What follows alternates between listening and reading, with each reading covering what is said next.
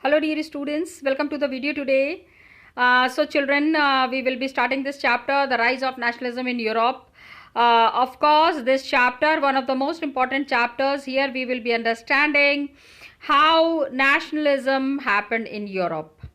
Children, we are talking about the world history, class 10th.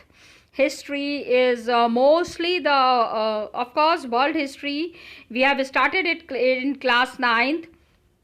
Some of the aspects of world history we will be understanding in class 10th also, and from here further we will be moving uh, towards the chapters, towards the other chapters which are talking about Indian history and the print culture. Now please let us understand that the rise of nationalism in Europe, one of the most important chapters where we are understanding that how nationalism happened in Europe. Children, this chapter starts with this picture. Please go through this picture properly. Board examination, these kind of pictographic questions are asked, that you have to comment on this picture. What is the major mode in this picture? Which is the first flag shown in this picture? Pehla flag kaun sa hai? What is the statue showing there? So you have to talk about this statue. What are the angels talking about? What is the feature that is mentioned here on the top? Does it signify freedom?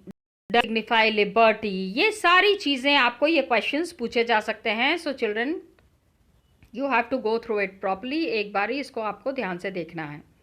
Now children, when we go further, आपको one thing that is more you need to understand is this was prepared by one of the great painters of that time, Frederick Seurat.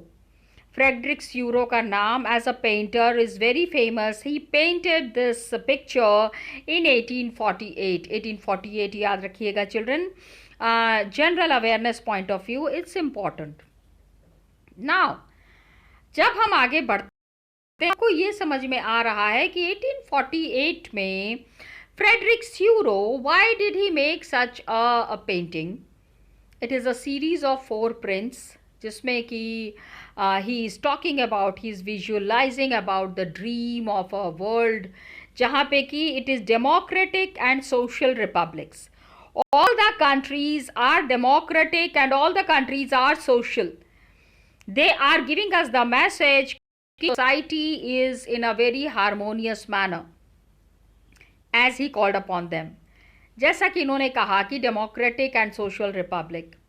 And the first print, figure 1 जो हम देख रहे हैं, it is showing the people of Europe and America.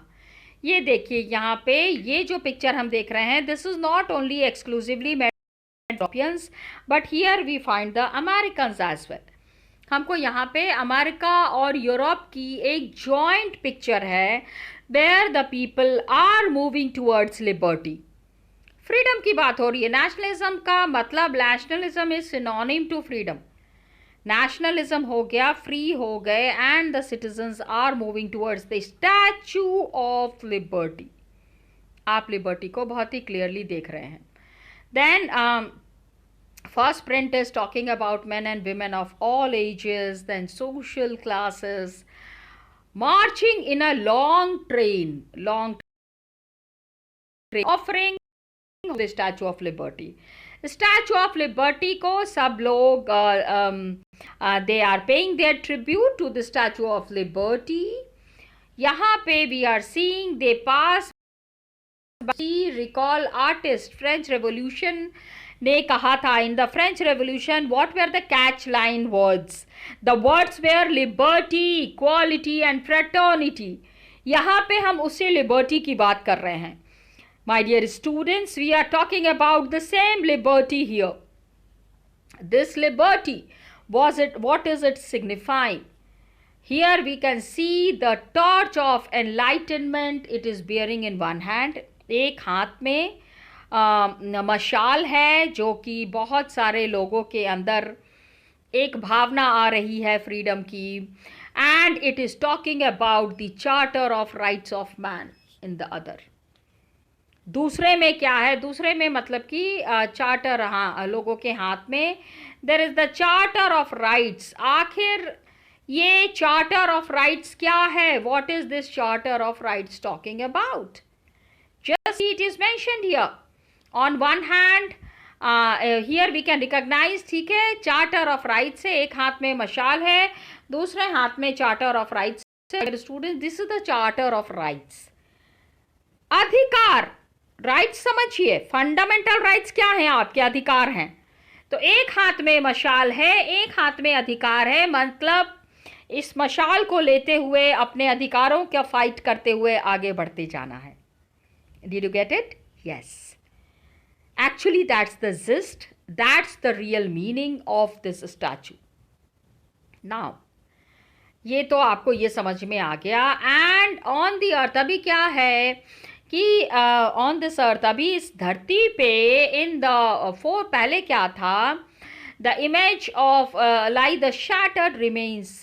पहले के जो rulers थे, there were the rulers who were totally and completely absolutist.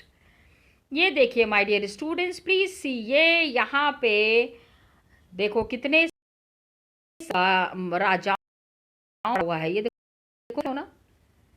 Yes, the one that signifies, आपका राजशाही ठाट बाट आपको मुकुट से पता चलता है। You get a clear cut idea of the power of A ruler through this, through these kind of symbols. ये सारे कूड़े में पड़े हैं। Means the people have overthrown the absolutist ruler. Children, here what you need to understand is the meaning of absolutist. Absolutist का मतलब यहाँ पे दिया हुआ है, and you have to remember this absolutist meaning as it's a very frequently asked question in the board. Absolutist, a government, a system of rule जिसमें कि that has no restraints.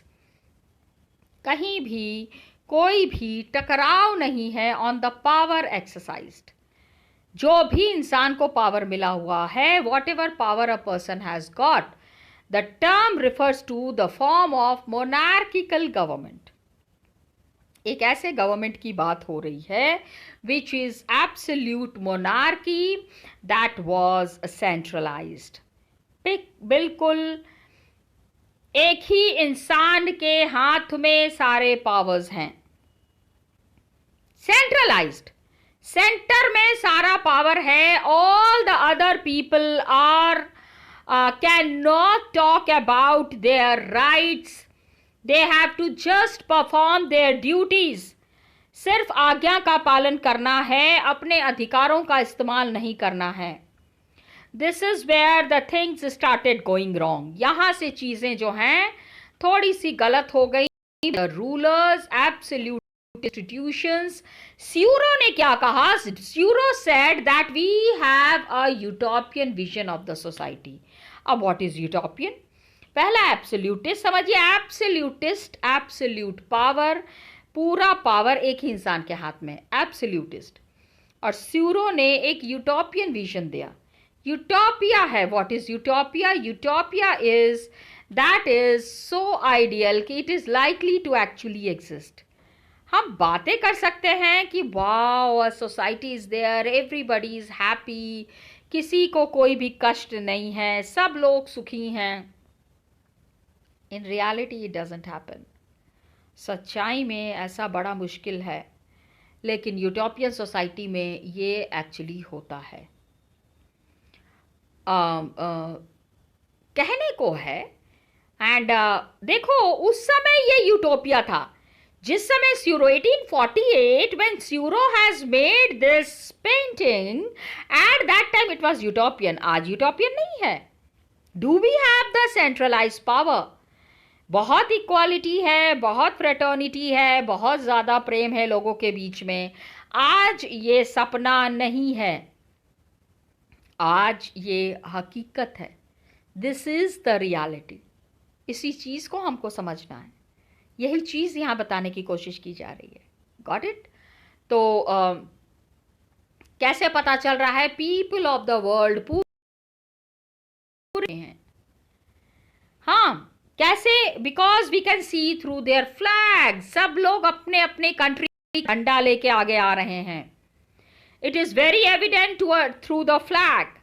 People are coming forward with the flag and national costume. अब आप ये देखें यहाँ पे, look at the costumes also. All the people are in their national dress. सब लोग अपने अपने अलग अलग अपनी कंट्री के costume. Costume of the country is the identity of the country. It is the culture of the country. Costume से भी पता चल जाता है. साड़ी पहन के अगर मैं कहीं चली जाऊंगी तो पीपल, बहुत सारे लोगों को साड़ी के बारे में नहीं पता हो. They will ask the kind of costume that is worn in India. I am an Indian. मेरी साड़ी बता देगी लोगों को कि I am an Indian. Got it? I was just citing an example. So my dear students, leading the procession, इस पूरे procession को lead करते हुए, there is pass Statue of liberty को पास करते हुए यूनाइटेड स्टेट्स एंड स्विट्जरलैंड. अब by this time क्या हो गया था? दे वर ऑलरेडी नेशन स्टेट्स. ये पहले से ही नेशन स्टेट्स बन चुके थे. फ्रांस क्या था? फ्रांस को लोग पहचान रहे थे. France was identifiable. फ्रांस को अच्छे से people they are trying to understand. France was identifiable by the revolutionary tricolour. सबसे पहले हम जब भी रेवोल्यूशन की बात करते हैं children, we have to talk about the French revolution, one of the greatest revolution ever that had happened. It has just reached. मतलब सबसे पहले स्टैचू ऑफ लिबर्टी इस रेस में जो सबसे पहले यहाँ पहुंच चुके हैं, they have cross the line, is the France. ये फ्रांस है children and this is Germany. Flag से पता चलता है. Got it? तो France has reached liberty. France को मुक्ति मिल गई थी राजाओं के एब्सोल्यूटिस्ट रूल से. And it is after that comes Germany. Black, red and gold है. यही टाइम था when Sorrieu created this image. Sorrieu ने ये इमेज बनाया. जर्मन पीपल अभी भी they were not existing as a nation state. United nation अभी भी, Germany was not a united nation. United nation मतलब एक नहीं हो गए थे. जर्मनी वॉज देयर, लेकिन छोटी छोटी डिफरेंट प्रोविंसेस वेर देयर. छोटे छोटे ग्रुप्स को मिला के जर्मनी वॉज मेड. यहां से दो फ्लैग वो कैरी कर रहे थे. The flag that they carry is an expression of liberal hopes. इनके मन में एक कहीं ना कहीं एक जागृति है, एक उम्मीद है 1848 में कि they will unify the German speaking principalities. जितनी भी जर्मन स्पीकिंग प्रिंसिपैलिटीज़ हैं, जर्मन स्पीकिंग एरियाज हैं, they all will be united into a nation state under a democratic constitution. एक कॉन्स्टिट्यूशन होगा, पूरी कंट्री में एक ही रूल फॉलो होगा and the people would lead a very peaceful life. इसी उम्मीद के साथ लोग आगे बढ़ रहे थे. People they are proceeding further with this hope. Got it? And Germany के बाद, after following the German people, इसके बाद comes Austria, Kingdom of Two Sicilies, Lombardy, Poland, England, Ireland, Hungary, Russia. तो अब आप ये देख लीजिए कि starting point has been crossed by France, means people are moving towards liberty. And उनके पीछे पीछे बहुत सारी कंट्रीज हैं which are following. The name of the countries are given here. And सबसे बड़ी बात यह है कि फ्रॉम द हेवन, ऊपर से भगवान भी बहुत खुश हैं. Even the heaven are happy. Christ, saints, angels, they gaze upon the scene. वो सारे लोग इस खूबसूरत नजारे को देख रहे हैं. They gaze upon the scene. Just see how well it is mentioned. उन चीजों को देख के इवन भगवान भी खुश है. That's the kind of movement, that's the kind of thing that had happened. And ये सारा आर्टिस्ट ने यूज किया है. They have been used by the artist to symbolize fraternity, भाईचारा बताने के लिए. पूरे कंट्रीज, पूरे नेशंस ऑफ द वर्ल्ड को फ्रेटर्निटी के तरफ ले जाने के लिए this is a major step. अब इस चैप्टर में क्या मिलेगा? बहुत सारी चीजें। This chapter will deal with issues, काफी सारी चीजें हैं which is visualised by Sorrieu. Figure 1 में हम स्यूरो को देख रहे हैं। 19th सेंचुरी में nationalism is emerging as a force. Nationalism जो है एक ताकत बन के उभर रहा था, जिसमें कि बहुत सारे चेंजेस हो रहे थे। Sweeping changes were there in the political and mental world of Europe. पूरी दुनिया में politically and mentally a change was happening. ये सारे change, you know, all these changes that were happening from top to the bottom, ऊपर से लेके नीचे तक ये जो सारे चेंजेस हो रहे थे, all these changes was bringing taking Europe towards a different direction. Mentality of the people is changing, mental world is changing, and end result क्या था? Nation states were coming up in the place of multinational dynastic empires. पहले क्या था? राजाओं का राज था, multinational dynasties were there, one king was there, फिर उनके बेटे होते थे, फिर भले ही वेदर दे आर क्वालिफाइड और नॉट। अब आपको समझना है, अब now what was coming up was nation state. पहले क्या था कि multinational dynasties were there. Dynasties, वही बात है, किंग्स रूल इज देयर, उनके बाद उनका बेटा, इस तरह से the things were totally in a different direction. अब क्या है कि there was a concept of modern state. Nation state was coming up and there was a practice of modern state, जिसमें कि centralized power is there, centralized power exercise sovereign control। sovereign control means सारे लोगों का ही control एक जगह पे है over a clearly defined territory. India है तो इंडियंस को पता है यहां से यहां तक इंडिया है। I mean the boundaries are very clearly mentioned. ठीक है, it had been developing long period of time, का क्या चला आ रहा है। एंड नेशन स्टेट क्या है? जिसमें कि मेजॉरिटी ऑफ द सिटीजन, सारे के सारे लोग हैं, नॉट ओनली इट्स रूलर्स, खाली रूलर्स की बात नहीं हो रही है, they are developing a sense of common identity. हम एक देश को बिलोंग करते हैं, our countries India, and our nationality, our language, our culture, there is a kind of share, we all belong to the same country, हम उसी देश को belong करते हैं which is 5000 years old. I very proudly say I am an Indian and I have a common history that I share with the citizen, where I claim to be a citizen of this country from last 5000 years. मैं नहीं थी 5000 years से, but my ancestors were there. कोई तो रहा होगा, दादा परदादा के दादा के दादा के दादा, समबडी। तो ये जो कॉमननेस है, ये it is not from time immemorial, बहुत एक ही समय से, मतलब 5000 साल से हम यहाँ पे रह रहे हैं, काफी सालों से रह रहे हैं। एक तरीके से ये नहीं हुआ है, काफी स्ट्रगल करना पड़ा है, बहुत लोगों को बहुत जान देनी पड़ी है। Many people have laid down their lives. Who were these people who have laid down their lives? We need to understand that. इसी चीज़ को समझना है, इसी चीज़ को इनकॉर्पोरेट करना है। Got it, children? ये जब हम समझ लेंगे तो इस चैप्टर में we will understand, यही चीज़ हमको समझनी है, the different processes, कि when we have become one, जब हम एक हुए, अपना एक कॉमन आइडेंटिटी डेवलप हुआ, लेकिन what were these struggles, who were these people who were involved into these struggles. इन सारे स्ट्रगल्स में हमारे साथ कौन लोगों ने कंट्रीब्यूट किया है?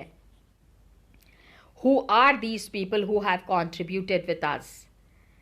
तो ये ही प्रोसेस को हमको समझना है, जिसमें कि various nation states are there. Nationalism has come into being in the 19th century Europe. 19th century Europe में nationalism is created, and from here the changes have started happening. Okay, अब ये changes कैसे हुए, इसमें कौन लोग involve थे, this is what we will be studying in this chapter. So students, this is what is the first topic talking about. हमने ये देख लिया. We have understood that a common descent has developed, a common history has developed, but many people have laid down their lives. बहुत लोगों का उसमें त्याग शामिल है. ठीक है. Lot of people have laid down their lives. Struggle. देखो एक चीज आया है. Common people are there and it has forged. Forged means it has formed. The modern states or the nation states that we are talking about, it has been formed through struggles. लोगों ने काफ़ी struggle किया है. And leaders are there, common people are there. ये जो है we will be seeing about the diverse processes. Complete processes जिसमें कि nation state has been formed, nationalism has come into being in the 19th century Europe. अब यहाँ पे we are understanding one concept about the nation state. This is said by one of the great philosophers, Ernest Renan. अब इन्होंने क्या किया, in a lecture he delivered in the University of Sorbonne. University of Sorbonne में 1882 में Ernest Renan was big lecturer. तो उन्होंने कहा कि ये नेशन का कॉन्सेप्ट क्या है. हम जो कहते हैं ना ये हमारा देश है, देश कैसे बना. Just see he is talking about the understanding of nation. Lecture उन्होंने कहा क्वेस्ट से क्वीन nation, what is a nation. इस ऐसे में in this essay Renan is talking about the notion, जो बाकी के लोग कहते हैं ना कि nation is formed by a common language, race, religion. He said no.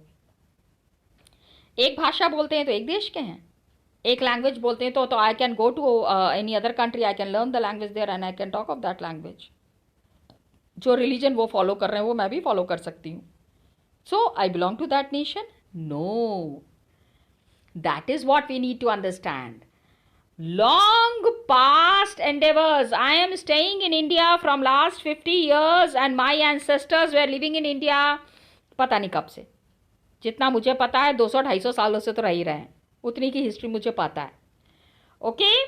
So heroic past is there. Are there. Glory is there. Common glories are there in the past and common will in the present. क्या चाहते हैं आज की दुनिया में, ये चीज़ clearly mentioned है. Great deed, साथ में मिलके बहुत बड़ा बड़ा काम करना है और भी ज़्यादा काम करना है. To perform still more. Essential conditions are there to being a people, of being a people. तो नेशन क्या है? It is a large scale solidarity. Solidarity, equality, togetherness, साथ में रहने को सॉलिडारिटी कहते हैं. सॉलिड, एकजुटता होनी चाहिए. सो डेली प्लेबिसाइट, देखो प्लेबिसाइट का meaning is given here, a direct vote जिसमें people of a region are saying कि हाँ ये सिस्टम को एक्सेप्ट कर रहे हैं, या फिर पीपल से ना ना ना हमें ऐसा नहीं चाहिए. इधर पीपल एक्सेप्ट द सिस्टम और दे रिजेक्ट द सिस्टम. ये जो तरीका है, they accept or reject a proposal, this is called as a plebiscite. और एक प्रोविंस में क्या हो रहा है, if anyone has the right to be consulted, किसी को भी अगर कंसल्ट करेंगे, it is the inhabitant. Inhabitant means जो उस जगह पे काफ़ी सालों से रह रहे हैं. सो नेशन में क्या है, ऐसा कोई रियल इंटरेस्ट नहीं है. Nation never has any real interest. ठीक है. अगेंस्ट इट्स विल, जो अगर लोग नहीं चाहते हैं, the nation can not be controlled forcefully. It is by the will of the people and it is guarantee of liberty. अगर ये वो लॉस्ट हो जाता है, if it is lost, just see it is mentioned here, which would be lost if the world had one law and only one master. एक ही आदमी रहेगा, अपने तरीके से चलाएगा. भैया हमको हमारा तरीका है, आपका अपना तरीका है. तो अगर किसी और के तरीकों को हम फॉलो कर रहे हैं, then that is not liberty. Got it children?